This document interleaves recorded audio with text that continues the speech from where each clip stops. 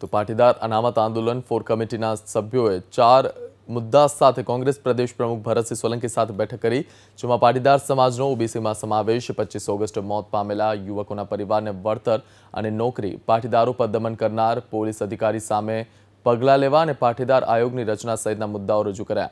ભરતસિંહ સાથે ચાલેલી 1 કલાકની બેઠક હકારાત્મક રહી હોવાનું જાણવા મળ્યું। તો રોશમા પટેલે કોર કમિટીના સભ્યોને લઈ હાર્દિક પટેલને પત્ર લખી કેટલાક સવાલો પણ ઊભા કર્યા, જેમાં તાજેતરના કોર કમિટીને બરખાસ્ત કરી નવી કોર કમિટી બનાવવાની રજૂઆત કરાઈ। આ સાથે નવી કોર કમિટીમાં મહિલાઓને સ્થાન આપવાની માંગ કરાઈ છે।